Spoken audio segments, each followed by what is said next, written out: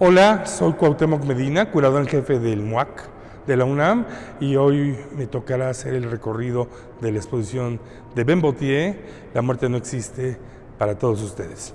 Esta es la primera retrospectiva de un artista central de la historia del arte contemporáneo. Botier representa el entrecruce del movimiento Fluxus, la emergencia de la práctica del humor y la duda y la acción en el arte reciente, y también una posición extremadamente interesante por ocurrir desde un lugar marginal, Niza, en el sur de Francia.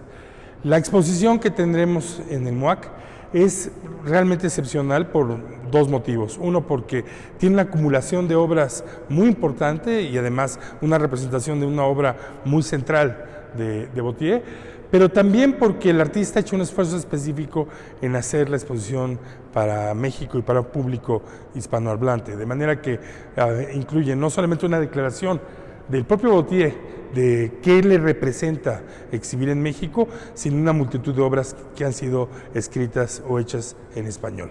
En estos primeros muros de la exposición hay una apertura acerca de un hecho fundador.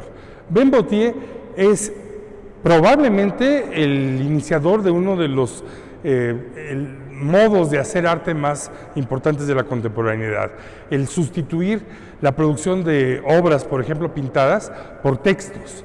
Los textos de Botier, que aparecen en cuadros a fines de los años 50, son al mismo tiempo una especie de declaración de imposibilidad de la pintura, imposibilidad para el artista que no se sentía un gran pintor, pero también de imposibilidad de seguir adelante en el proyecto de la pintura moderna, pero también es el establecer el espacio del arte de Botier como un espacio de declaración, de definición, de expresión. Y por eso, además, son característicamente textos que son acciones y declaraciones en primera persona, en donde Ben duda, declara el arte acabado, establece la idea de que todo es arte, una serie de afirmaciones que son al mismo tiempo manifiestos y también son obras. Hay cosas en el arte contemporáneo que empiezan como hongos en varios lugares, y una muy importante es la idea del arte como acción. En un lugar remoto, en una playa en Niza, Ben Botier, a principios de los años 60, empieza a interrumpir la vida cotidiana para hacer una especie de teatro espontáneo de actos simples, de gestos, de acciones que lo involucran a él y a su capacidad de plantearse como una especie de actor solitario. Estas acciones y gestos callejeros fueron uno de los motivos por los cuales Botier quedó involucrado en el movimiento Fluxus a principios del año 63, pero ya antes le permitían plantearse como una especie de actor de la cotidianidad, en que fundir arte y vida encontraba expresión en una mínima expresión corporal o facial. Marcel Duchamp, que era evidentemente el ejemplo a seguir para Botier, había definido su relación con el ready-made como una idea restrictiva. Había la intención de que hubiera unos pocos ready-mades. Botier abre la llave y deja correr el agua. Lo que aparece en la obra de Botier, algo que ahora tomamos por descontado en el arte contemporáneo, es la intención de declarar arte cualquier cosa. Las apropiaciones de Botier representan la perversión, aceleración y multiplicación del ready-made hasta un nivel absoluto, en donde Botier ejerce la soberanía de declarar en una máquina loca cualquier cosa, obra de arte, como una cadena interminable, casi como si quisiera generar una crisis demográfica en la idea del arte apropiado. Hay una obra en las apropiaciones que ustedes no deben perderse a pesar de su pequeñez. Niza es el lugar de brote o encuentro de una serie de artistas que trataron de desafiar de una manera, vamos a decir, bárbara, lo que se entendía por arte a fines de los 50 y principios de los 60, encabezados por Yves Klein y después Armand y por supuesto Ben Botier. Pero se dice que en una ocasión Botier estaba jugando ping-pong con Armand y con Yves Klein, y de pronto tomó la bola y les dijo desafiantemente: Yves, tú expusiste la nada. Y efectivamente Yves Klein había hecho una exposición de una galería vacía. Armand, tú expusiste el todo. Armand hacía sus acumulaciones que implicaban la idea de poder juntar todo lo posible en una lógica consumista y de desecho. Pero les dice Ben, yo les voy a ganar. Tomó el ping-pong y escribió en él la palabra Dios. Este es una especie de gesto fundador, no solamente que establece la intención de Gautier de superar a sus propios colegas, sino de acelerar la vanguardia. Todavía hoy, 70 años casi después, nadie sabe qué era Fluxus, quiénes eran Fluxus, o si de veras Fluxus existió. Pero Gautier es uno de los artistas claves de la selección que el lituano-americano George Mashunas integró en la idea de la publicación y luego del movimiento Fluxus, y Gautier se mantuvo fiel a la línea de dirección de Mashunas. En Fluxus, Gautier canaliza, por un lado, el cuestionamiento del arte, la idea de que integrar el arte a la vida era también la oportunidad de desecharlo, pero también la posibilidad de quedar inscrito en una actividad colectiva, donde la producción de antiarte, antimúsica, acciones, publicaciones y gestos colectivos implicaba también la generación de una geografía. En cierta manera, la presencia de Gautier en Fluxus es el punto que lo hace creíble, porque el hecho de que Gautier fuera esta especie de máquina de producción incesante encarnaba la idea de lo que Mashunas llamaba la diarrea de Fluxus. Cuestionamiento, cuestionamiento, cuestionamiento. El arte contemporáneo es siempre una especie de autorreflexión. Lo que hace Gautier es querer que ese sea un espacio participativo, en la concepción de que hay un engranaje que articula el cuestionamiento del arte, la sexualidad, la discusión sobre la verdad y el ego. Y este espacio encarna ese lugar donde el espectador toma el lugar del actor, el artista interroga al visitante y se puede potenciar la noción del arte como un lugar donde se llega, se habla, se escucha, se olvida o se lee. Muy rápidamente, a principios de los 60, Gautier estabiliza sus cuadros en relación a una generación de estilo. La escritura escolar, de cursiva de Gautier, empezó a ser más que un vehículo meramente de comunicación en un signo de identificación. Hay pocas imágenes más reconocibles en el arte de los últimos decenios que la letra de Ben. Y esta letra le sirve para abarcar una multitud de cuestiones. Es, por un lado, el desafío a la pintura, pero también es la creación del espacio de interrogación. Y las escrituras de Gautier giran en torno de los temas que lo obsesionan: el ego, la condición de crisis del arte, la posibilidad de una nueva política, el desafío del sujeto, la verdad. En la colaboración que ha construido esta exhibición, el curador Ferran Van Vliet, Ben Gautier y sobre todo su hija, la galerista Eva Gautier, se ha decidido hacer de esta exposición una especie de tienda departamental. Cada sección es un tipo de artículo. Y en esta parte se acumulan de una manera que busca desbordar nuestra vista el modo en que Gautier, quien supuestamente no sabe pintar, se ha dedicado a hacer retratos y autorretratos. Figuras elementales que también están siempre de una manera juguetona, confrontándonos con su mirada, pero que al mismo tiempo están destituyéndose como psicología.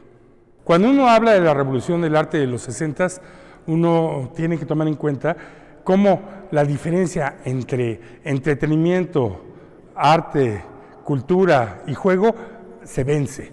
Y Fluxus y Ben Gautier particularmente están obsesionados con la posibilidad de hacer ingresar el juego y el azar dentro de la trama del arte contemporáneo.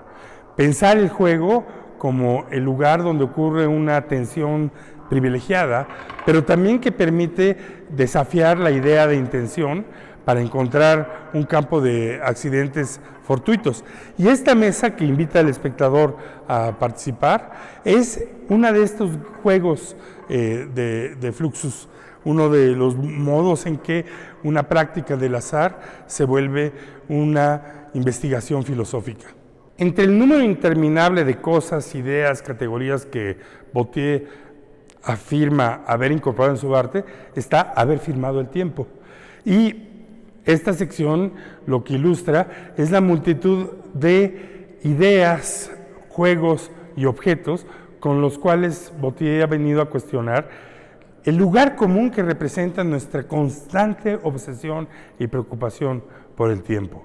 Una estrategia clásica de Bottier es enfatizar estas ansiedades para convertirlas en una especie de espacio de humor y creatividad, al mismo tiempo que está tratando de hacer ver la tontería de esa preocupación. Es una especie de juego de cancelación por insistencia. A pesar de los cambios del arte de los años 60, cosas como por ejemplo la emergencia de un arte cinético, arte en movimiento, permanecieron ligados a una especie de seriedad experimental. Fluxus y Bottier hacían mofa de esa seriedad, convirtiendo estos cambios del arte contemporáneo en algo que se acercaba más al espíritu de una feria o un parque de diversiones que a una investigación científica o filosófica. El mostrar, por ejemplo, al arte en el momento de ser devorado por un caimán era una manera de señalar precisamente la vanidad de un momento que se pensaba de avanzada, pero que necesitaba mirarse hacia atrás. No es casual que el espejo sea uno de los objetos que más apropiaciones y escrituras despertó en Bottier. Es el lugar donde la idea de que el espectador se ve en la obra y también la metáfora del realismo convergen. Pero sí, es también un modo de señalar el modo en que Bottier junta el arte con la domesticidad. Nada más falto de prestigio que este objeto que tenemos colgado en todos lados, pero también pocas pruebas de la obsesión del ego en nuestra cultura. Es muy lógico que Ben Bottier escogiera para título de la exhibición en el MOAC la frase "la muerte no existe". Por un lado, la palabra muerte, el concepto de la muerte ha estado presente en una multitud de obras de Bottier, como, por decirlo así, el otro lado del ego, la preocupación por acabar con el ego en el arte y al mismo tiempo la preocupación por los límites de mi supervivencia personal. Pero también es la lógica progresión de una variedad de obras, escrituras, que han, por un lado, mostrado la obsesión que tenemos por la muerte y por otro lado han tratado de llevarla a un punto de absurdo. Decir qué significa la muerte no existe representa enfrentarse con una especie de koan budista, una de las cuestiones que está inscrita en la historia de Fluxus. Es una frase que en el fondo no está ahí tanto para tener sentido como para atrapar nuestra obsesión con el sentido. Pero sí también es un pensamiento en donde se cruza la imagen que Bottier tiene de la obsesión de la muerte en la cultura mexicana con la preocupación de un artista que aspira a encontrar su propia inmortalidad. Todo es ego y acabemos con el ego. Esto parece contradictorio, pero en el fondo es el giro imparable en el que trabaja la obra de Bottier. Bottier, como hace su generación, tiene una desconfianza, cansancio o hartazgo por el modo en que el autor y el yo han venido creando el campo del arte, por lo menos en el siglo XIX y el siglo XX. Y el fin de la vanguardia implicaba la aspiración de acabar con esta obsesión personal, con el campo de expresión del yo. Pero al mismo tiempo, lo que Bourdieu señala es el fracaso irónico del intento budista, por ejemplo, de acabar con el ego. Entonces, su obra es una constante batalla, una pelea de box, una derrota anunciada contra la idea del ego como el lugar de la aspiración de la eternidad, la sobrevivencia y de prevalecer sobre los demás, y la idea de la modestia como desaparición, anonimato y unión en la comunidad. A partir de los años 70, Ben Bourdieu, como sucede con otros artistas fluxus, hace el avance a crear una especie de movimiento político que es al mismo tiempo una ficción y el intento de transformar los términos del debate.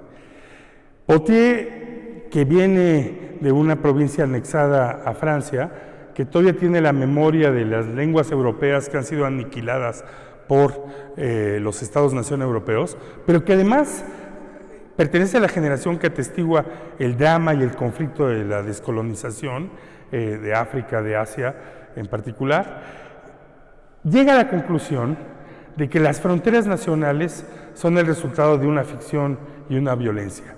Y empieza una especie de campaña a favor de redefinir los territorios y los poderes en relación a la existencia de esas lenguas que han sido erradicadas.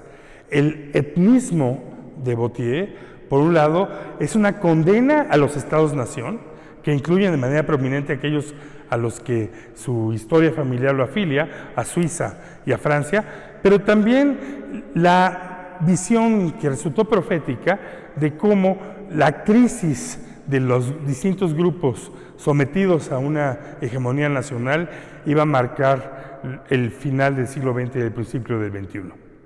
Este cuadro, que es al mismo tiempo una acumulación de apropiaciones, una pintura sin pintura y una sumatoria de letreros y escrituras, es un punto decisivo en esta exposición porque señala algo que es evidentísimo. Lo que pasa con el arte a partir de los años 60 es que toma una posición de crítica de la cultura. Es la expresión de lo que, en términos muy generales, vino a designar la idea de una contracultura. Bourdieu suma aquí, en una serie de disparos que incluyen a De Gaulle y a Marx, la posición de una rebelión frente a los valores constituidos, la aspiración de crear al menos una especie de gesto residual contra la autoridad cultural y la ambición de convertir el insulto en una forma de acción refinada. Si quieren ver una de las exposiciones más interesantes que hemos hecho en el MOAC, de un artista clave en la historia del arte contemporáneo, vengan a ver La muerte no existe, de Ben Bourdieu, que estamos presentando en nuestro horario habitual de miércoles a domingo en el MOAC, en el Centro Cultural Universitario, al sur de la Ciudad de México.